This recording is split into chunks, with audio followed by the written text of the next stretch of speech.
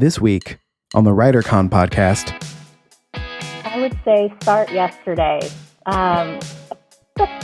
Everybody always says, I'll start when, or I will start promoting when I have my book published, and I always tell them, as soon as you have that idea and you're going to commit to writing it, that's when you start. Welcome to WriterCon, a gathering place for writers to share their knowledge about writing and the writing world. Your hosts are William Bernhardt, best-selling novelist and author of the Red Sneaker books on writing, and Lara Bernhardt, award-winning author of the Wantland Files book series. Thank you, Jesse Ulrich. Hey there, writers. Thanks for joining us today. We're going to take you back to grade school because today, Jesse brought some show and tell. It's a huge book. I assume it's a James Patterson novel. Am I right? No, how dare you? Look at this baby. Look at this sweet. Delicious. What is that, like 4,000 pages? It is 1,300 pages. That's longer than War and Peace. It's 10 days. It is 10 days breaking up. The chapters are the days. Do you portion it out so you say, okay, I've read 130 pages, I can quit now? Or? No, I did not get a lot of sleep between December 6th and when I finished. So I can tell he's younger than I am because that's not how it worked for me. I would fall asleep on the second page and it wouldn't matter what I planned to do. I fight through it.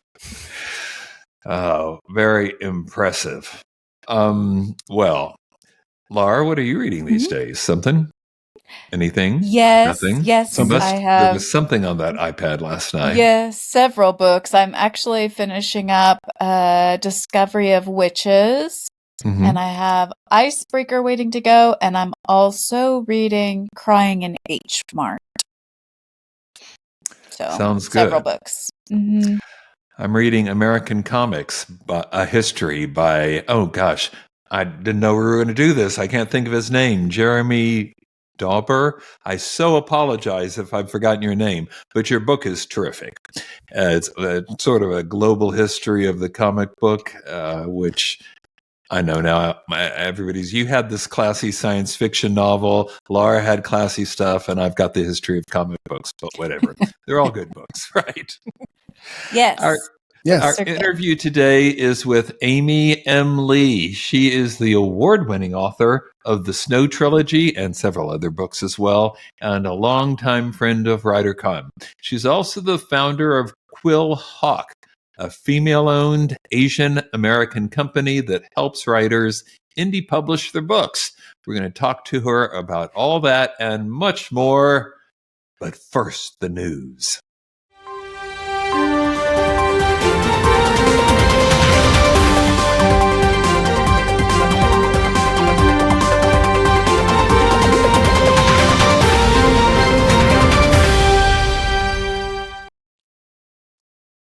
News story number one. I think this is going to delight you, Lara. I'm kidding. I remember on the last episode when we were making predictions, you said you were worried about AI. And with good reason, because somewhere at the end of last year, after we did our last podcast, one of the big five publishers, Harper Collins, signed a formal agreement with Microsoft to allow them to use the publisher's nonfiction works. This is HarperCollins. Can you imagine the number of nonfiction books they have in print? It would be huge. Anyway, it's no longer a question of whether publishers are going to allow AI to scrape their books. They are. And this 3-year agreement says they're going to pay HarperCollins $5,000 per book, and HarperCollins says they will share that evenly, which would suggest that an author is going to get $2,500 for allowing their books to be scraped. But listen to this part. First thing, nobody even knows what exactly it is Microsoft is doing with this. They've got some kind of new model, but they haven't told anyone what it is. They say it won't be to generate new AI books, I promise. Well, what then? Anyway, so they can't do it without the author's permission, they say. And the AI model will be limited to, listen to this, their product will be, quote, no more than 200 consecutive words or 5% of a book's text in its output. That's and or. So does that mean one or the other? 5% of this. One? Yeah, exactly. 5% of that would be a couple hundred pages. 1,300, you say? Quick Yep. math. That's like 65 pages. Holy smokes. I mean, that's enormous. According to polls, less than half, 47% of U.S. adults trust companies to responsibly prevent their AI models from creating work that's derivative of other work. In other words, the people who are working with this aren't sure they can control AI. And now, Harper Collins is just going to be the first. The others will follow suit. And now they're having permission to generate pages and pages that is word for word taken from somebody else's books. What humans are going to do with regard to these future publications is hard to understand. Lara, would you take this deal? It's $2,500. The money is good. All money is good. All money is good. I know. So I couldn't fault somebody for taking that deal. But let's say I wrote nonfiction and I was asked about this. Boy, I mean, it's less dubious, I suppose, than just data scraping and taking it. It seems like a baby step in the right direction, that they're at least asking for permission to use it. But I still don't love it. I just still don't love it. AI to me equals right now plagiarism over and over again. It's just taking somebody else's words and creating something new and not letting anyone know where it came from. I kind of feel right now about AI at this point in my life, I think the way Jesse feels about James Patterson. I just could do without. Yeah. Jesse, what do you, clearly Lara's right. Some people are going to do it. Are they going to regret it later? I just wish people who are working on AI would focus on the AI parts that will make our lives easier and not the creative parts that make things that we don't need. Like, help me manage my schedule. Help remind me of the things I need to do. Like, stop trying to create art. But don't you think that's in part where it's going? Because, we can write something ourselves, but not everyone can. And this is how they're going to generate a short story or a song or whatever. I think it's a crutch, because at some point, an author can't pretend to write things if they're using AI to do it. Eventually, they're going to get caught, or eventually someone's going to notice, or eventually they're going to be asked for something that AI can't produce for them. So, again, like, help me make my minutes for the board I'm on for this nonprofit, and help me go through my emails. Stop trying to write a novel. Yeah. Good. Hey, Internet, stop it. Stop it. Just stop it. Is that going to be your next after James Patterson? You can't take down the whole internet. Yeah. Or maybe you can. When James Patterson starts using AI to write his novel so he doesn't have to pay ghostwriters, then we will have a field day on this podcast. Yeah, we'll both be furious. Yeah. You'll have the wrath of both of us going. Yeah. Are you ready for that, James? Are you ready? Everyone. Are you ready for that? All right, news story number 2, and let me warn you in advance that this involves some unpleasant discussion of inappropriate relationships with minors, so trigger warning. If that's going to bother you, skip ahead to Craft Corner, okay? Unfortunately, this scandal involves Cormac McCarthy, the very successful, prominent literary writer who passed not very long ago. But just a few, I think it was the last issue, Vanity Fair published a bombshell article informing everyone that Cormac McCarthy, this is the author of All the Pretty Horses and won a Pulitzer for The Road and whatnot. Anyway, one of our most celebrated novelists had a relationship with a girl, and I'm using that word advisedly, a girl he met when he was 42 and she was 16. She was a foster child, an abused child, and a runaway. who reportedly felt so unsafe at home, she often carried a gun and used the pool area in the motel to shower, and it just sounds horrible. She says she didn't know that McCarthy was married when the relationship began, or that he had a son almost exactly her age. She did, a few years later, end the sexual relationship, but they continued to stay in touch. They exchanged letters, talked on the phone, visited each other. It doesn't seem to have been, any acrimony. And apparently most of his friends and a lot of scholars and critics who wrote about him were already aware of this, but keeping it to themselves. What I found interesting is that, nobody's approving, obviously, but then again, nobody's calling to ban his books or anything. But most of the chatter has been about Vanity Fair's assertion that this woman, Ms. Britt, was the key inspiration for some of his most memorable female characters. And if you're like me and you've read him, you start thinking, female character. There aren't many, and they're mostly like, victims or people bad things happen to. And that opens a whole new kettle of fish. But anyway, there are recurring themes: his obsession with horses, guns, vulnerable young women who suffer violence, and heartbreak. And at least according to this article, that's all attributable back to this young woman.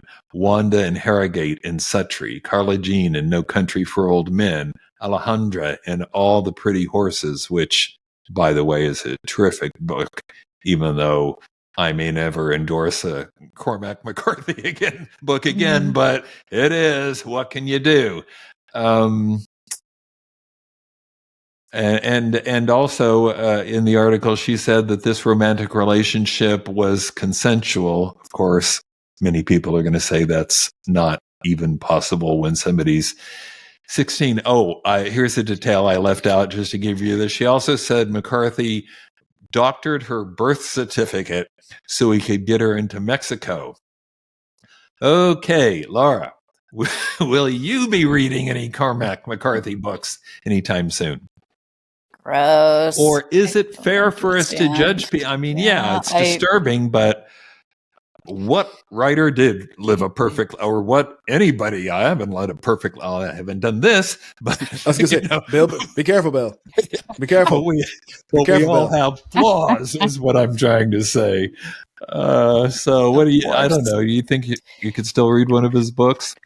Well, you just gave a pretty darned amazing endorsement for one of them. Well, people love that initial trilogy. I think could. Does this absolutely disgust me? Yes. I don't understand this type of behavior from either a male or a female. It feels very much to me like they're preying upon a child. But yeah, of course, I can also remember when I was 16, I thought I was full grown and knew everything, but I didn't. I don't know. Right. And especially when you have a child that age, I would be seeing my child in that child. Like I just can't imagine. Yeah. But it's, none of us is perfect. Yeah. To throw stones. I mean, I can tell you, I'm 43 now. And I could not date a 17-year-old. That would be gross. But this was a 16-year-old. It's gross, right? It's even grosser. It's just gross, and it does feel very predatory to me. Yeah, I don't know how it came about, except that I know she was a foster child, so there's more ick. Yeah. Is it possible to enjoy somebody's literature when you're in the back of your mind, you're thinking, oh, well, Roald Dahl anti-Semitic, and Kipling racist. And, listen, if I didn't read people who I discovered later were anti-Semites, I'd have very few books to read. So you find a way to separate the art from the artist. It helps that he's dead now. Yeah. Because you don't want them to profit off these horrible behaviors. And how did they ever keep this secret when he's so prominent and so many people apparently knew about it? If it happened early enough in the age of the internet, like it just stayed there. And, had he been doing it now, people would have found out. Right. And someone would have posted it that, just like what happened with Neil Gaiman, like it would have come out and in a way that, not through like a normal channel. So, I think you're right. All right. Today in Craft Corner, we have back with us again John Meyers and Emily Brooks, the authors of Write Better Together. And they've got a podcast themselves. This week, they're tackling something different, something geared toward writers preparing for conferences and speaking and writers groups and all that. I think it's a change of pace, but I think it's a very interesting one. Take it away, John and Emily. Craft Corner. Welcome, everybody, to WriterCon Craft Corner. I'm John Meyers from Write Better Together. Hey, look, everybody, it's Emily Brooks. We're talking about the 3 elements authors should include when building a masterclass. Awesome. And we're specifically going to be talking about how to include your attendees. So the very first thing is you want to establish their personal learning objectives from the beginning. Every classroom is different. You have to adjust sometimes based on your class's experience levels or what they really came in for. It's good to ask those questions of who are you? Why are you here? If you have a larger class, maybe you can do a survey. If you put your agenda aside and spend the first 30 minutes of those attendees sharing why they're there with you, it will totally change the remaining 2.5 hours because they will have clarified what they were trying to get out of the thing, and they will have bonded as a community, and your job is done. The second thing that we do is include interactive exercises that introduce or utilize your main learning objectives. So you could give them any kind of exercise really that is going to help you get that conversation going. It also gets rid of some preconceived notions. You can establish up front what they thought it was going to be than what it really is. Period. It also makes it more memorable by allowing them to actually practice what you're talking about, and they can take that home with them. The last one is to structure time or a strategy for answering questions. So you want to resolve their questions, but you don't have time for a 20-minute soliloquy, and that's not what the other attendees paid for.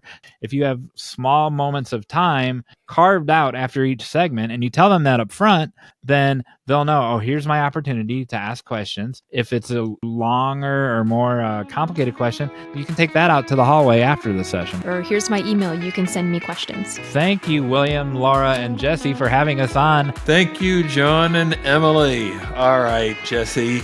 Let's talk to Amy M. Lee.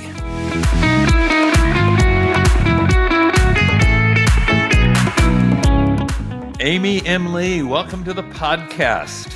Thank you for having me. It's a pleasure. You know you've made it when you've been invited to WriterCon podcast. Is that it? Oh, can I have that in a quote? We'll put that on the website. You got it. All right. Traditional first question, Amy. If you could offer writers one piece of advice, what would it be? I would say start yesterday. Everybody always says, I'll start when, or I will start promoting when I have my book published, and I always tell them, as soon as you have that idea and you're going to commit to writing it, that's when you start. Yeah, I think you're right. Tell me, how did you get started writing? Because I know you've done other things in your life. Where did the writing come from? So 2017, my mom passed away, and that's what started my journey to healing. I worked in the corporate space for over 20 years, and when mom passed, I just quit, took 2 years off, and God told me to write my mom's story, and that's how I started to unearth my heritage, understand my boat refugee experience as, a survivor of the Vietnam War and how we came to the United States. And that just started my journey. And before you know it, I had a trilogy, the Snow trilogy. And then now it's like 9 books later.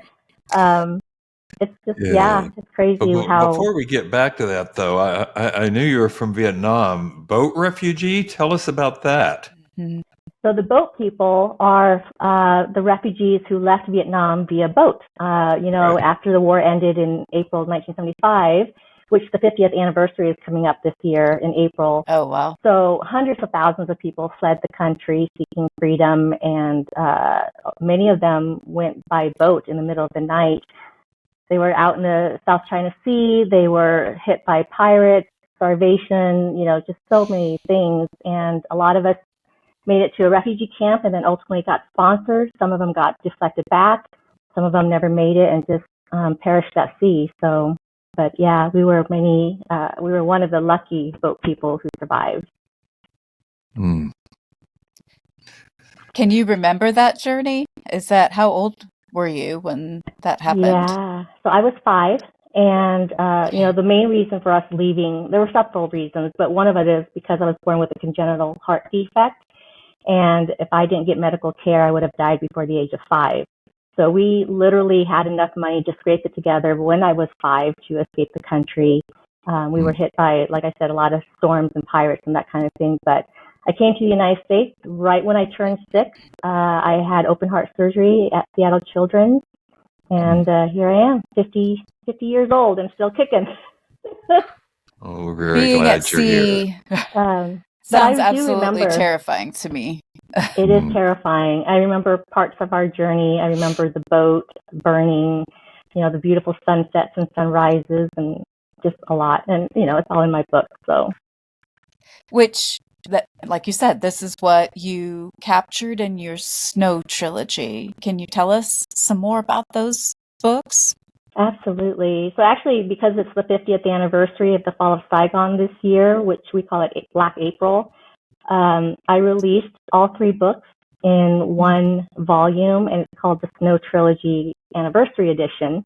But the first book really talks about my mom's journey, how she was betrayed by my dad, what life was like in Vietnam under communist rule, having to survive that, and then the refugee camp and all that stuff. But the second book, Snow in Seattle, is about how we got resettled in America, what life was like for not only us, but for the war veterans who returned to the U.S., finding, their space and healing. And then Snow's Kitchen, which is the third book, it's a novella and a cookbook.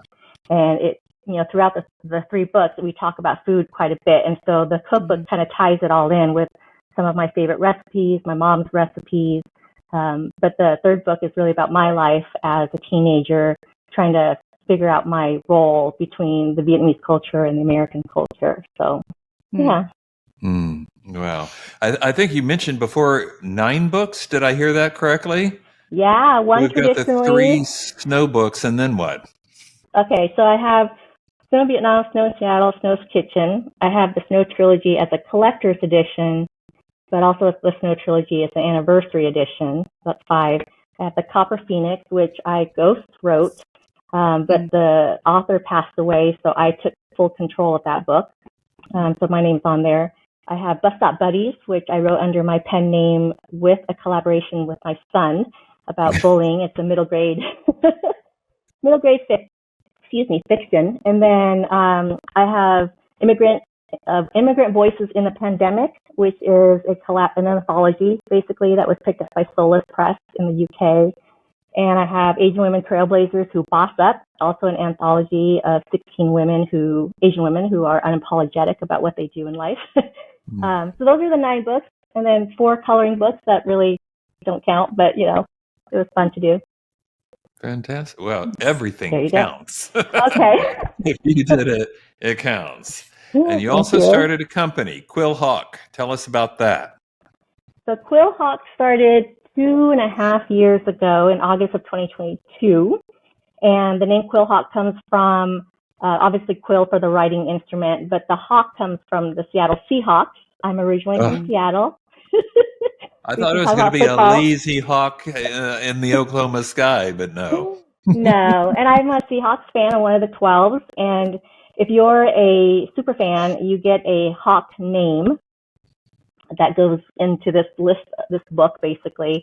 And Quill Hawk is my name. So that's where that name came from. But I started it 2.5 years ago because somebody reached out to me on social media and said, Amy, I've been seeing you hustling your book and doing all these things, but you're doing it wrong.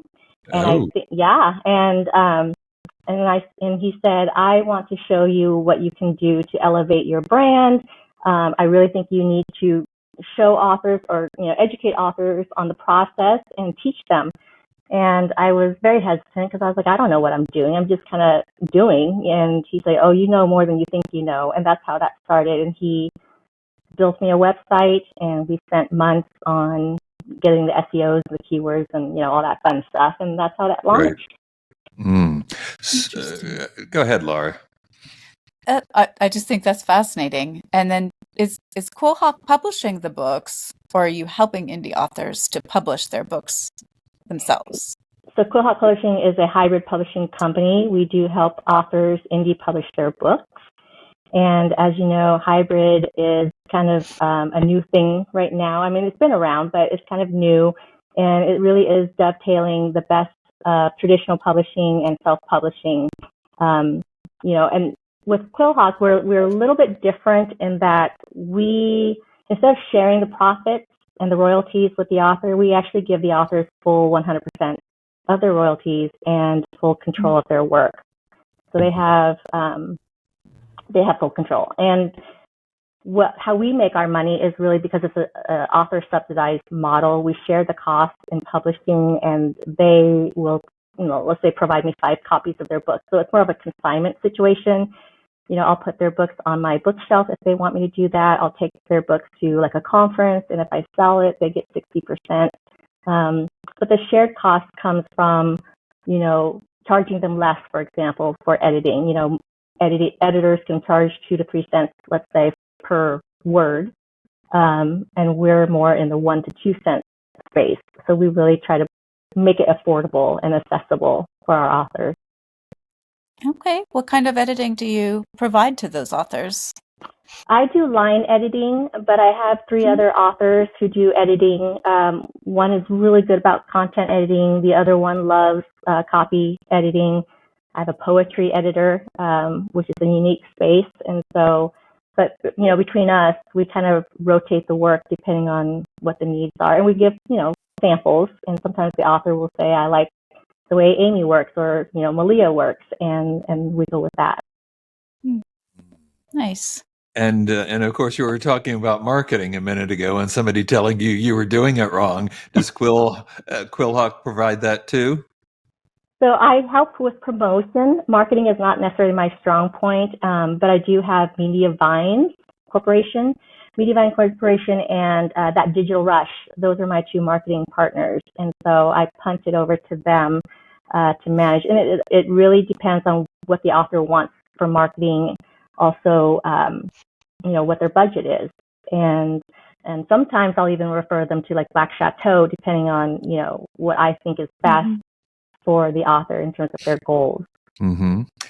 Black Chateau meaning Desiree Duffy, who's been on the podcast a time or two and also contributed a craft corner, like I was trying to get you to do this morning. But it's all right. We're good for now.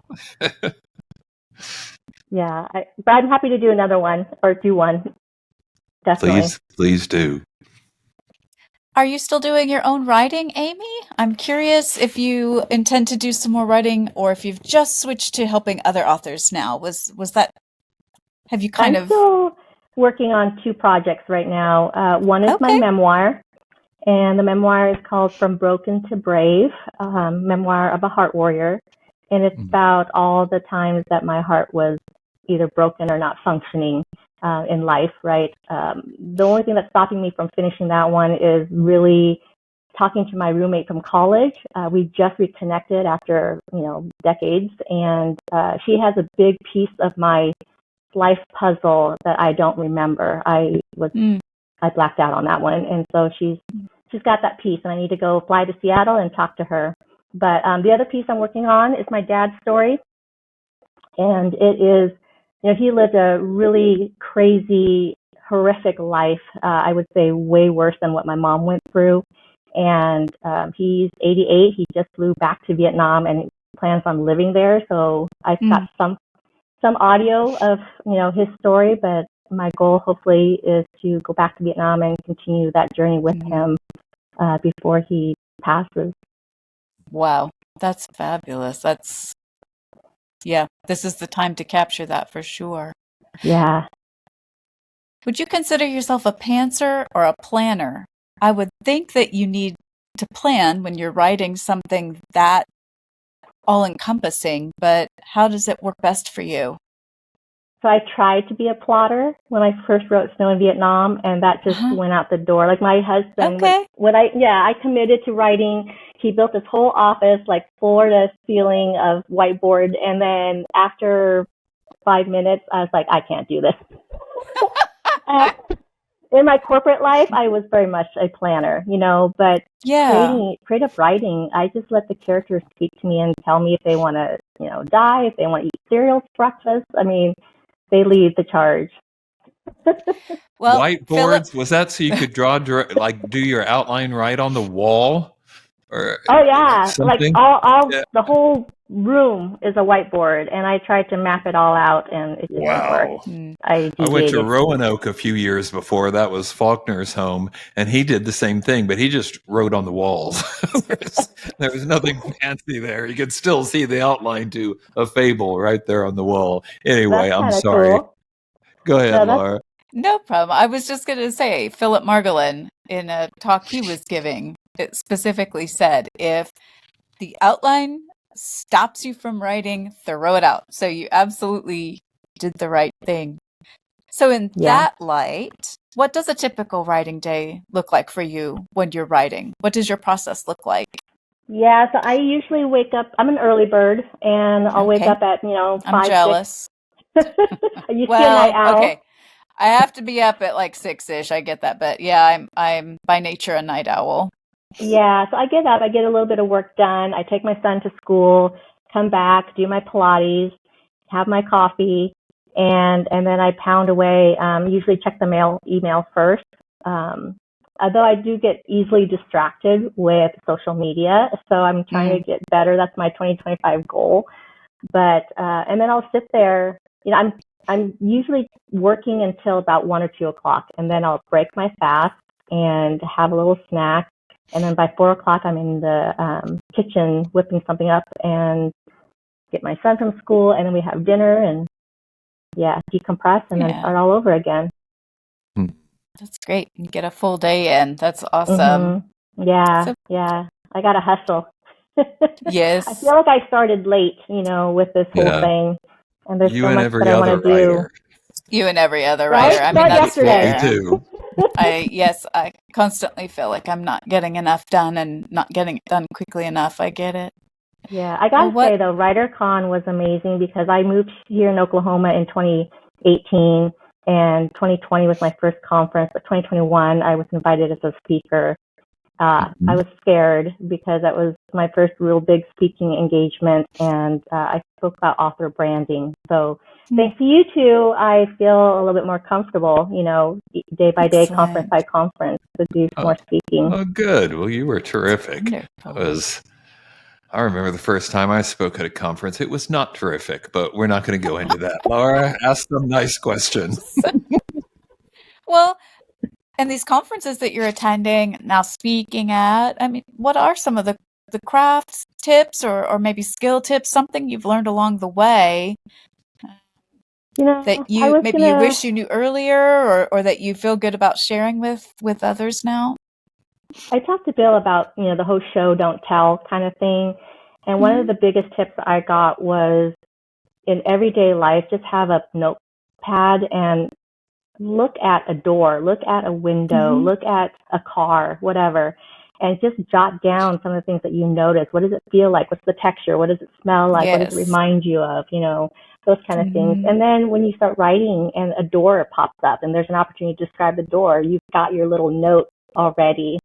So I think that's the hardest part for writers is not telling. Right. Well, yeah. It's your natural instinct. Let's get there, but no, not the best way to write. All right, Amy, one last question. What are you working on now, or what can we expect to see from you next? I definitely want to continue promoting Snow in Vietnam, my trilogy, basically, for the anniversary edition, and continue growing Quill Hawk. We've got in 2.5 years, 54 authors under the umbrella. So that is my joy. 250. Did I hear that right? No, I said that wrong. It's 2.5 years, 54 authors. Okay, it's still a good number. Yeah. Mm-hmm. So they keep me busy. But I would like to do some more traveling and speaking engagements. That's my goal for 2025 anyway. And then continue to write my memoir. So Rena, if you're out there, I want to talk to you about my college years. Yay. Amy, thanks so much for being on the podcast. We really appreciate it. Thank you See for you having soon. me. Take care. We'll talk soon. Bye-bye now. Bye. Bye.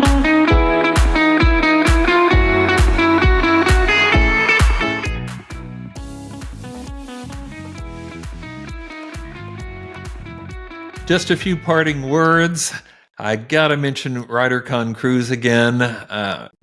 Maybe I should give it a rest, but I just feel like it's January and the cruise is in May. We're cold now. You could be cold in May. That's right. And we're going to Alaska. So you can be, super cold. Do you like this feeling that you're feeling right now? You can have more of it in May. Plan now to be freezing cold once again. That's exactly right. It's really the first week of June. It could be getting very warm here. You could welcome the cooler weather of an Alaska cruise.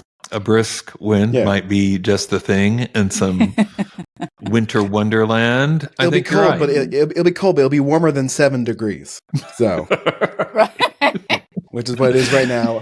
And even better, over 20 hours of writing instruction, large group. Warm writing instruction. Yes. Warm, yes. Well, you bring the blankets. Yeah. And no, I'm sure it'll be fine on the boat. Large groups, small group, retreat groups, people you can talk to one-on-one.